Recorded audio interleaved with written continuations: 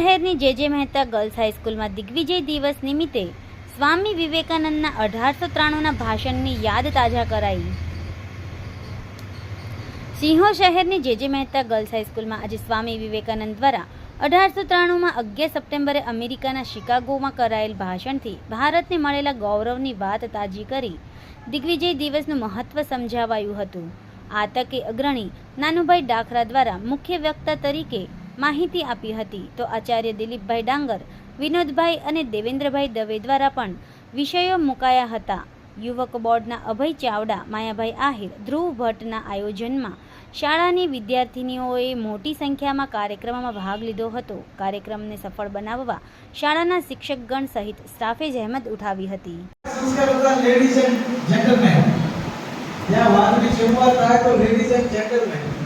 એની શરૂઆત એની અંદર વચ્ચે જે કોઈ એમ કે મારા ભાઈઓ અને બહેનો હોય એ તો સંસ્કાર જ નથી એનો, એટલે એને મજા કે આ તો ભારતની જ સંસ્કાર છે કે આની સિવાયના લોકોને ભાઈઓ અને બહેનો કહીએ કે બાકી તો પુરુષો અને સ્ત્રીઓ કહેવાના સંસ્કૃતિના વિષયમાં જઈને આવી વાત કરવી તો ખૂબ મોટી વાત હતી। બાકીની વાત પહેલાની આ વાત જ્યારે ભારત ગુલામ હતો, અંગ્રેજોનું શાસન હતો, ભારતીય સંસ્કૃતિની વાત કરવી, ભારતના ધર્મની વાત કરવી આ ખૂબ અઘરો વિષય હતો।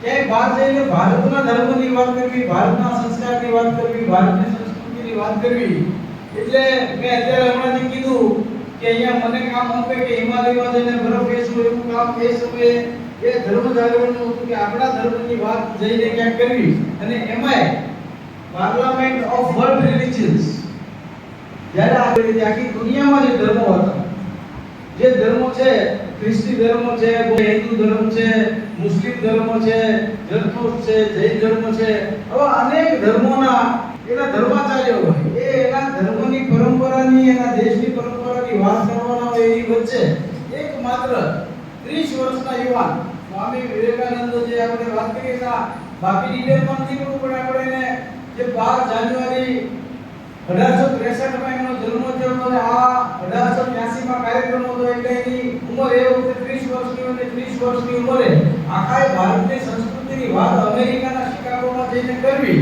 એટલે બહુ અઘરો વિષય હતો। કહેવાની છે તમે ભણો છો, અભ્યાસ કરો છો, પણ હું તો કે જઈએ છીએ, આવીએ છીએ, પરીક્ષા આપીએ છીએ એમ નહીં, એક જાગૃત નાગરિક તરીકે તમારું લક્ષ્ય, તમારું ગોલ, તમારો ધ્યેય સુધી મંડ્યા રહેવાનો છે। આપણો ધ્યેય હોય છે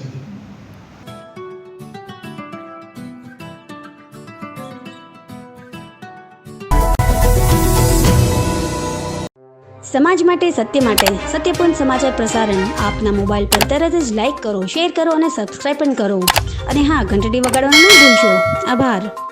સમાજ માટે સત્ય સાથે સત્યપૂર્ણ અહેવાલ, સમાચાર તથા જાહેરાત પ્રસારિત કરવા સંપર્ક સાધો। સત્યપુંજ સમાચાર પ્રસારણ, લબ્ધિ કોમ્પ્લેક્સ, તાલુકા પંચાયત સામે, સિહોર।